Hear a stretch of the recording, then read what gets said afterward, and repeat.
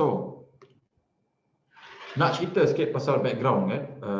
I am orang cakap orang yang selalu beli property daripada pemaju ataupun primary market punya specialist. So itu apa yang I selalu buat. So the reality here, I dah pernah beli semua, right? I dah pernah beli lelong, I dah pernah beli subsale.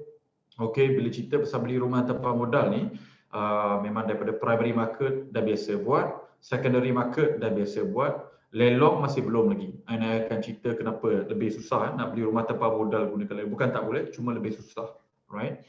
So apa tu? In terms of personal preference saya lebih suka beli rumah primary market kerana modal yang diperlukan tu sikit ya. Boleh beli modal 1,000, boleh beli modal ada klien saya dibayar 100,000 untuk beli rumah, right? So bukan dibayar, dia dibayar 100,000, right? So yang tu background saya boleh cerita pasal hari ini. Now, so first I nak cover is the first basic concept of beli rumah tanpa modal or BRTM, right? So now ini basic konsep dia. First here is that dia ada beberapa cara untuk buat beli rumah tanpa modal ni. Okay, dia ada beberapa cara. So cara pertama adalah korang ambil dua orang ataupun korang buat personal loan, lepas tu and basically you boleh buat tanpa modal lah. So your 10%, 20%, 30% down payment tu korang guna duit orang lain. So therefore technically bukan duit kita kan. So kalau bukan duit kita tu you can say is beli rumah tanpa modal sendirilah, tapi you pakai duit orang lain ya. So yang tu is the first part. So untuk yang ni kita memang tak cover malam ni because to me this is macam while you say bank is beli rumah tanpa modal, tapi sebenarnya kau pakai modal guna duit orang lain ya, pinjam duit orang lain lah. Ataupun you buat personal loan untuk buat benda tu, right? So yang ni ada, so malam ni kita tak akan bincangkan bahagian ni. So topik perbincangan kita malam ni adalah yang bahagian point nombor 2 dan nombor 3 ni, whereby kita bayar dulu, lepas tu kita akan dapat balik semua capital kita dalam masa 3 hingga 6 bulan. So biasanya benda ni is under construction pun boleh, ataupun primary atau secondary market, ataupun beli rumah subsale pun boleh So beli rumah second hand ataupun beli rumah baru, right? So kita bayar dulu duit tu, lepas tu kita dapat balik semua modal tu dalam masa 3 hingga 6 bulan. So kalau dah dapat balik tu kira tanpa modal lah, cuma you keluarkan dulu, lepas tu dapat balik, right? So itu konsep pertama. Konsep kedua adalah biasanya yang dia boleh aplikasi dekat lelong, whereby you bayar dulu modal yang diperlukan, macam biasa 10% down payment, renovation, repair apa semua tu. Lepas tu you akan dapat balik semua modal you lepas 9 hingga 12 bulan. So whereby you beli terlalu below market value, under value sangat, whereby kita bayar dulu, tak sampai setahun kita refinance dekat market value, kita dapat balik semua cash yang kita pakai. So again, technically bahagian tu memang kiranya tanpa modal, sebab modal tu memang you keluarkan dulu tapi you dapat balik semuanya. Okay. Lepas tu yang nombor 3 ni, sekejap I letak my laser pointer biar guys tengok. Okay. Yang nombor 3 ni, right, whereby kalau beli primary market ataupun beli rumah baru, biasanya memang you letak 1,000, lepas tu you akan dapat balik 1,000 tu, right, and that's it lah. 1,000 tu je lah yang you letakkan, lepas tu you dapat balik, right, dalam masa beberapa bulan, kadang-kadang beberapa minggu saja, right. And then yang last kali tu, yang ni banyak fund capital klien hari ni tengah buat, right, whereby not only dia tak bayar untuk beli rumah, dia dibayar untuk beli rumah tu. So basically yang ni orang cakap level Maulana lah kan. So dia ada level basic kan. So level advance adalah kita ni dibayar untuk beli rumah. So basically ada 4. First you bayar, lepas tu you dapat balik duit you lepas 3 hingga 6 bulan. Itu biasanya subsale. Nombor 2 adalah first kita bayar dulu pakai duit kita, lepas tu kita dapat balik modal tu dalam masa 9 hingga 12 bulan. Yang tu kalau you beli lelong. Nombor 3 adalah kalau you beli primary market, memang you akan dapat beli pada modal 1,000 pun boleh beli, right. And then last sekali, level paling, if you ask me, level paling power adalah you dapat beli rumah dan you dibayar untuk beli rumah tu, macam banyak fund capital klien dari tengah dapat. Okay. So ni adalah konsep asas of beli rumah tanpa modal. So dia bukannya tanpa modal langsung daripada mula sampai habis, tak ada. Biasanya you akan kena bayar sikit dulu ataupun kena bayar banyak dulu and dia akan dapat balik. So technically tanpa modal lah, right. So ini cerita pasal capital ya yang diperlukan bila kita beli. Biasanya kalau rumah 400,000 and hari ini kalau kita beli pada rumah undercon kat sini ataupun subsale kat sini, lepas tu dekat lelong kat sini. So kalau you nampak kat sini, untuk harga you rumah yang sama, biasanya modal yang diperlukan paling sikit bila you beli rumah baru, subsale biasanya you perlukan 10% down payment, you perlukan bayar legal fee, lepas tu you kena standby duit untuk finishing semua. So total 70,000 you kena pakai. Auction biasanya dia paling mahal sebab rumah auction tu kita tak tahu keadaan dia ataupun condition dia. So kadang-kadang kalau condition dia teruk, ada badan orang lah, tingkap semua dah pecah, right? And you kena repair semua tu lah. So dia akan ada repair cost tu. Repair cost tu kita tak tahu berapa. Dia boleh jadi 3,000 je, dia juga boleh jadi 50,000 hingga 100,000. So senang cerita guys, kalau nak cerita kalau ikutkan cara normal ni, kalau korang tak ada minimal 15% daripada harga rumah tu, jangan beli subsale. Kalau korang tak ada minimal 20 to 30% pada harga rumah tu, jangan beli lelong. Right? So kalau primary market ni, dia senang je nak beli. Right? Kadang-kadang modal yang diperlukan tu memang tak ada, and like in my clients punya case hari ni, diorang ni dibayar untuk beli rumah tu. Right? So yang ni untuk condition normal. Now, so ini cerita pasal, bagi saya ni kiranya slide paling penting lah untuk malam ni kalau cerita pasal kriteria dengan caveat untuk beli rumah tanpa modal, right? So you kena faham So you ada dua kriteria dengan caveat yang you nak kena penuhi. The first kali tu is that the seller tu mesti agree untuk markup. So maksudnya kalau you nak beli rumah pada subsale ataupun you nak beli rumah pada pemaju, seller tu kena agree untuk markup. Now, kenapa saya tak cerita pasal lelong? Sebab lelong bank tu takkan agree kepada markup. So tak payah tanya pun. Okay. Lepas tu kriteria kedua, which to me yang paling penting adalah kita kena beli below market value. So tak kira lah you beli rumah baru, tak kira lah you beli rumah subsales, tak kira lah you beli rumah lelong, you kena beli below market value, right? So kalau you betul-betul nak beli tanpa modal lah, so maksudnya tak bayar down payment, duit renovation semua, duit perabot semua tu dibayar kan. So yang ni yang you nak kena buat. So kalau you are first time home buyer, second time home buyer, you beli rumah baru, you kena beli minimal 20% discount. Okay. Now kalau you nak beli subsales and you nak buat tanpa modal, you kena beli 25 to 30% discount. And kalau for example you nak beli rumah lelong, you kena minimum 40 to 50% discount. Nah, kenapa lelong you kena beli way below market value? Sebab the process here is that lelong ni untuk you beli tanpa modal, you kena beli dulu macam biasa. Lepas tu tak sampai setahun you akan refinance. Tapi the reality here guys, kalau you nak refinance, you tak boleh dapat 100% loan. Okay, you susah nak dapat 80% loan pun. 90% loan pun. You hanya akan dapat 80% loan. So you bayangkan, you nak kena cover duit renovation, you nak kena cover duit repair, perabot apa semua tu. Kalau you betul-betul nak beli tanpa modal, actually minimal discount yang you perlukan, you nak beli tanpa modal pada lelong adalah 40% and more discount. Okay, itu kalau you ada 90% loan lagi, right?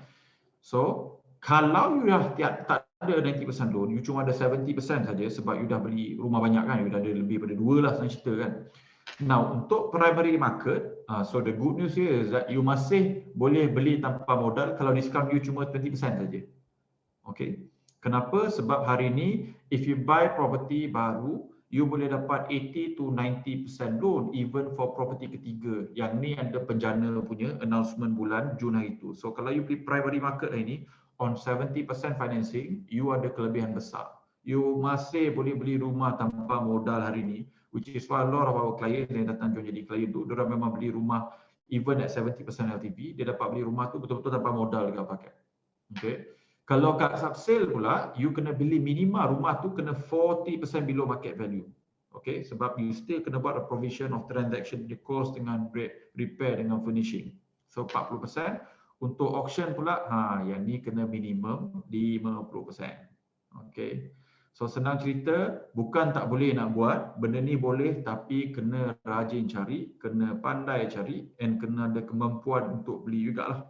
Right? So let me repeat guys. Untuk lelong dengan subsale normally, this idea of tanpa modal tu means you kena bayar dulu, lepas tu duit tu kita dapat balik. Sama ada daripada markup loan untuk subsale ataupun you refinance bila lelong. Untuk primary market ataupun beli rumah dekon, this is whereby sebenarnya tak berapa susah langsung untuk betul-betul you beli rumah tanpa modal, tak kisahlah you are 90% loan ataupun you are on 70% financing. Okay, so yang ni is the criteria dengan caveat. Macam cakap, ni adalah slide paling penting untuk cerita pasal apa yang you nak kena buat before you boleh beli rumah tanpa modal, tak kira lah primary market, subsale ataupun lelong. Okay. So, mana satu yang paling bagus sebenarnya guys? Dia yang you kena faham. Kalau you pandai buat, you beli primary market, you beli subsale, you beli lelong, semua boleh buat. Semua boleh untung. Yang penting you faham kriteria, you faham apa yang kita beli. Okay. So bagi saya dia tak ada macam tu sebab I buat duit pada semua. Okay, so therefore I can say asalkan you tahu apa yang you buat, you boleh buat duit pada semua. Cuma macam saya cakap, untuk main subsale, untuk main lelong today, modal tu kena ada. No money, no talk lah, senang cerita kalau you nak main lelong dengan subsale today, right? Janganlah pergi dekat rent lepas ni kat luar tu, lepas tu cakap, saya tuan, saya nak beli rumah ni, Kak Bangi ni 1 juta, tapi saya nak keluar modal 500 je, boleh kan? Pergi cari primary market guys. You tak boleh buat dekat subsale. Memang kena pelangkung nanti kan, sebab mana ada owner nak ambil modal 500 untuk beli rumah dia. Jarang lah, 0.001%. Bukan tak ada, bukan mustahil langsung, tapi terlampau jarang. Okay. Now, kenapa I suka main primary market? Satu, sebab modal sikit ya. 1,000 pun dah boleh beli rumah, right? So ada 10,000 boleh beli 10, right? So tu kelebihan bila beli primary market, right? 10,000 tu tak cukup untuk beli satu subsale. Memang tak cukup langsung untuk beli satu lelong, right?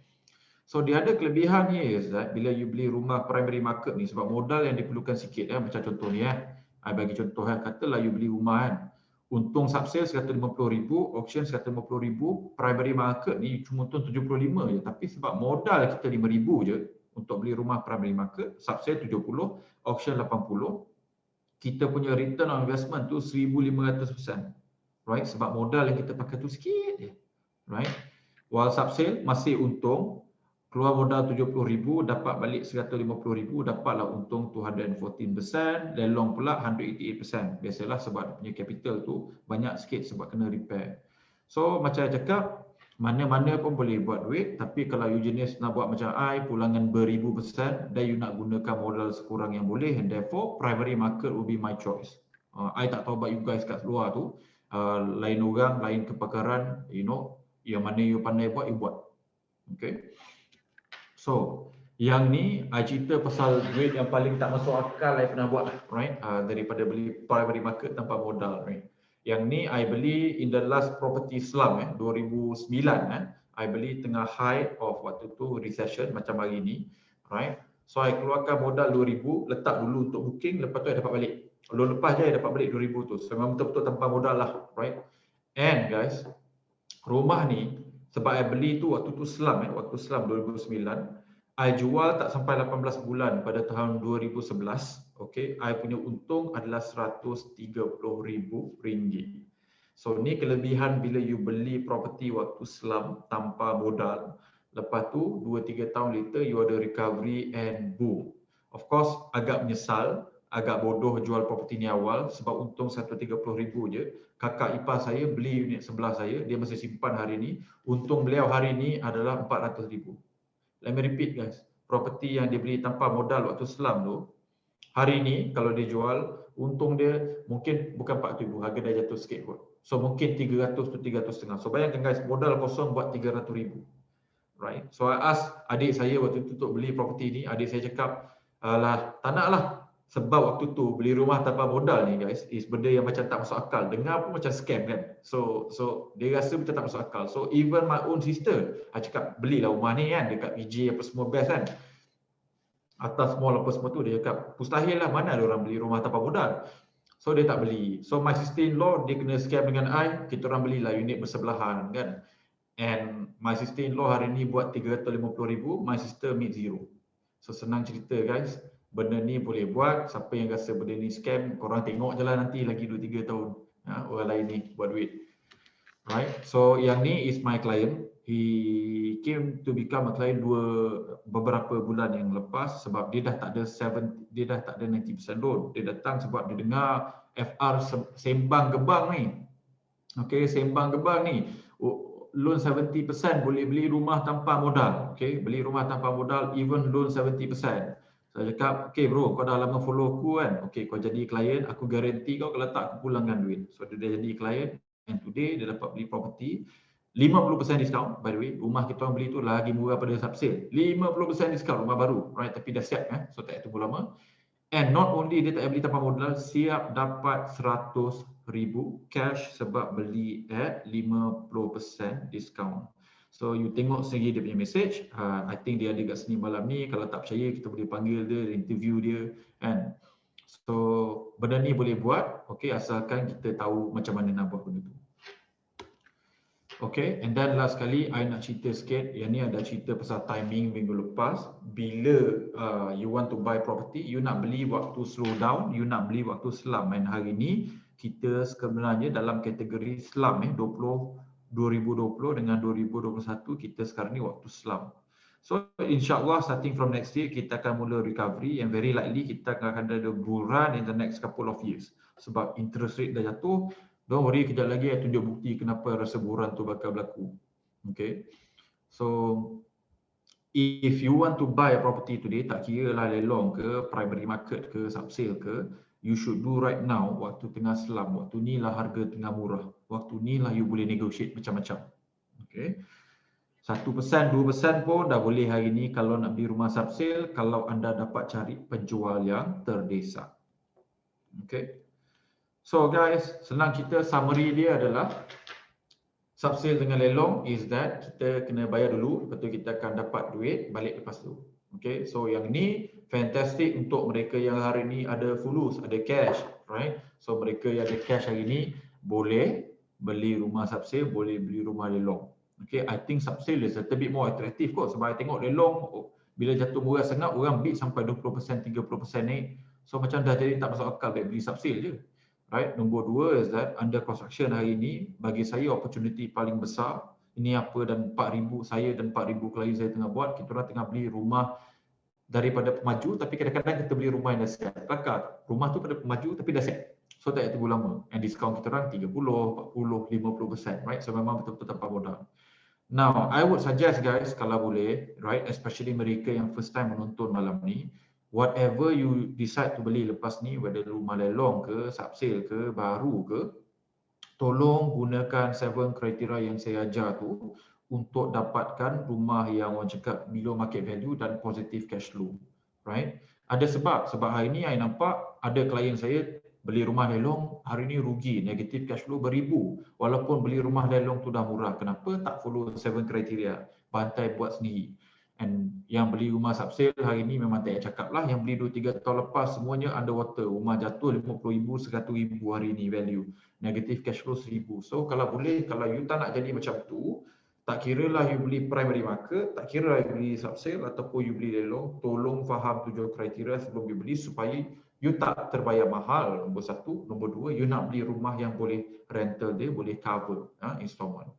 Lepas tu, macam saya cakap tu, ini adalah kriteria untuk beli rumah tanpa modal on 90% LTV. Ni ada table dia, ada sediakan on 70% LTV tu pun saya dah cakap. So hari ni macam saya cakap, kalau you beli primary market, discount you kena 20% dia untuk beli rumah tanpa modal, tak kira lah 90% ataupun 70%. Subsale dengan lelong, you punya below market tu kena kau in order to beli rumah tanpa modal. Okay. So guys, ramai orang selalu cakap dengan saya, tapi FR undercon tu risky kan? Risiko dia tinggi sebab ramai kawan-kawan beli rugi je kan? Kena lelong lah apa semua kan? And apa tu? All I can say is that macam ni lah guys. Ada orang beli rumah lelong, lepas tu rumah dia kena lelong lepas 2 tahun. Right? Ada orang beli rumah subsale, lepas tu rumah dia kena lelong lepas 2 tahun, 3 tahun ya, sebab tak mampu nak bayar. Dan ada juga orang beli rumah primary market, ada juga rumah dia kena lelong. So senang cerita, faham benda yang kita nak beli sebelum kita beli. And today, kenapa klien saya dengan saya semua beli rumah primary market? Simple. Hari ni kita orang tengah beli rumah baru pada harga lagi murah pada subsale, kita juga tengah beli lagi murah pada lelong. So for us tak masuk akal kalau dapat beli lagi murah pada subsale dengan lelong, nak kena guna modal 80,000, 90,000, 100,000 untuk beli rumah. So kita orang ni kedekut, kita orang ni tak nak pakai duit banyak-banyak untuk beli rumah, so kita nak gunakan modal sekurang yang boleh. So therefore macam saya cakap, hari ni kita orang tengah beli rumah primary market ataupun pada pemaju yang actually lagi murah pada lelong, yang actually lagi murah pada subsale. Okay. So, last kali here is that, apa yang boleh cakap is that, tolong buang mentality yang whereby if you tak ada duit, you tak boleh buat benda ni. Sebab actually, I have a lot of client yang hari ni, kerja biasa-biasa, rumah dah 10. Right? Kerja kerajaan, rumah dah 10. Kerja TNB, rumah dah lebih 10. Right? Ada doktor, rumah dah lebih pada 20 biji. Right? And diorang semua buat ni tanpa modal, guys. Okay, so all I can say hari ini, in the word of Peter Drucker ni, dia cakap dalam ekonomi hari ini yang paling penting adalah bukannya lagi capital ataupun land ataupun labor, tapi it is knowledge. Siapa ada ilmu, dia boleh buat benda ni tanpa modal. Sebab pelaburan tanah ni, senang je guys, lagi tinggi ilmu, lagi kurang modal yang diperlukan. But lagi kurang ilmu, lebih tinggi modal yang diperlukan. Right? So guys, kita dah habis on kita punya first part. Okay, macam mana nak beli rumah tanpa modal daripada lelong, subsale ataupun rumah baru. Okay, so now kita akan continue untuk pergi yang second part is that macam mana kita nak buat kita punya first million dalam the next property hiburan ni with little ataupun no capital. And tak kisah you beli primary market, subsale ataupun lelong, right? So you guys nak belajar benda ni, tolong continue to stay, right? Sebab like I said, ilmu yang I akan ajar malam ni is ilmu yang nilainya beribu ringgit. Biasanya kalau kalian buat kelas, I bagi for free je. Okay, I bagi for free je. Kenapa? Sebab I rasa kita ada opportunity yang sangat besar. The last property hiburan ni I buat 5 juta.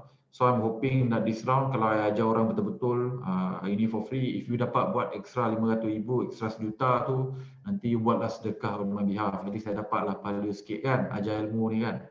So guys, if you pay attention, this is what you can get in the next 5 hingga 6 tahun. Okay, it's not going to take too long. Tapi you kena pay attention and then of course after dah belajar tu, you kena buat. Okay.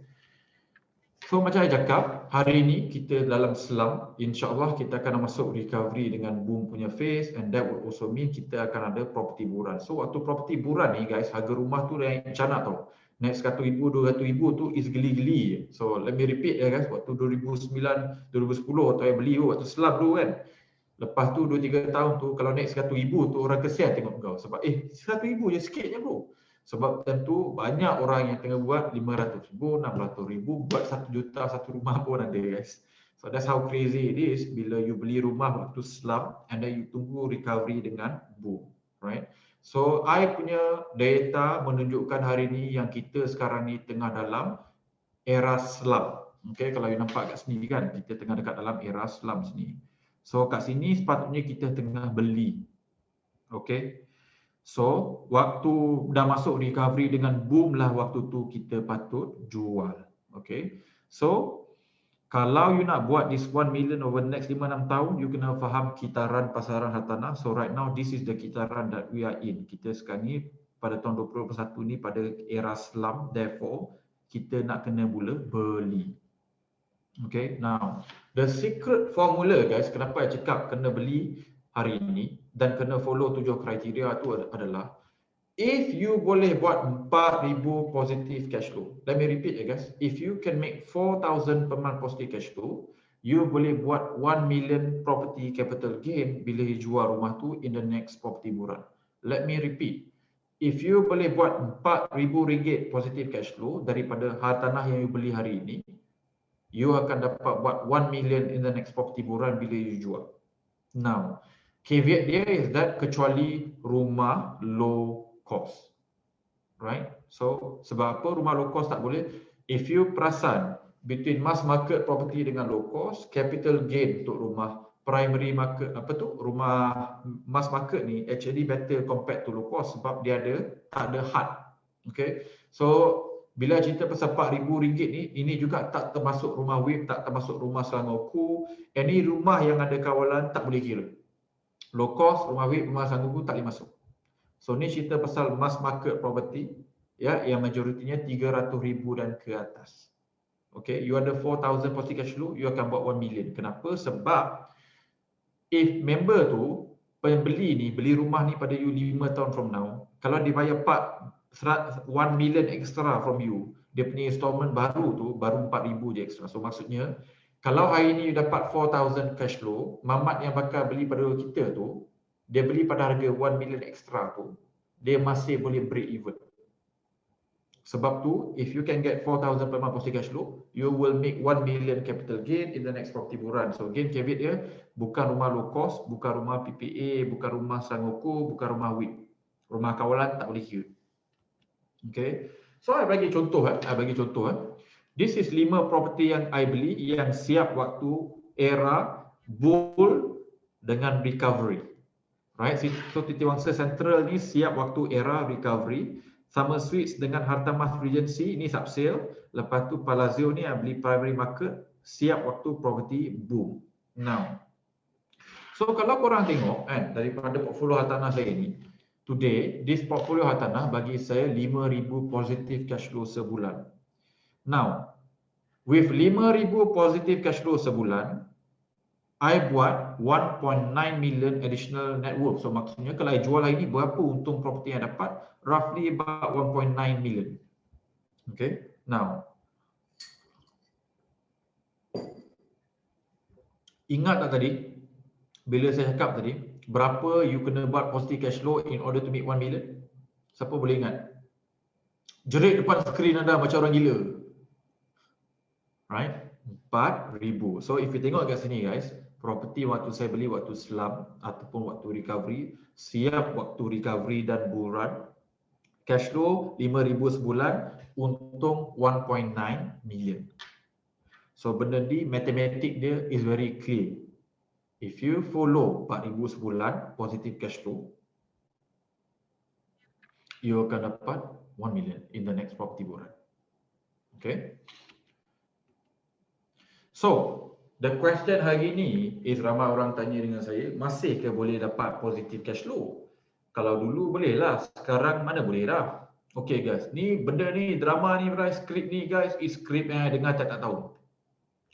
So tiap-tiap tahun ada je orang yang cakap macam tu. Sebab tu, I cakap follow 7 kriteria. You follow 7 kriteria tu, you boleh cari rumah undervalued, you juga boleh dapat positive cash flow hari ini.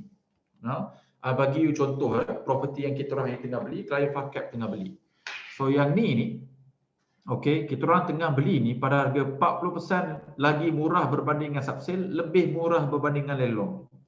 Yang ni grade A pun sama juga, 30% lagi murah berbanding dengan subsale, lebih murah berbanding dengan lelong. So yang ni modal kena 50,000, ni paling power lah kita tengah beli. Yang ni modal tak payah bayar. If you are 70% LTV, you siap boleh dapat 100,000 cashback lagi guys. Right? So, tanpa modal and you boleh dapat positive cash flow 4 angka sebulan. Okay? So, senang cerita macam ni. Tak kira lah you beli subsale, primary market atau lelong, you faham benda yang you buat, you akan dapat cari undervalued property, you akan dapat positive cash flow. Tapi kau main langgar je beli, ikut rumah, tak buat kajian, tak research, memang ke laut lah. Okay. That is the truth. Okay. Faham benda yang kita beli, benda ni boleh buat. Okay. Bukan tak wujud. So, to summarize, untuk buat your first 1 million in the next property bull run ni, first is that you kena ada minimum 4 hingga 5 biji property. Kalau boleh, by end of 2021. And hopefully lah, kalau boleh you buat dengan capital sekurang yang boleh. Okay, so tu action pertama.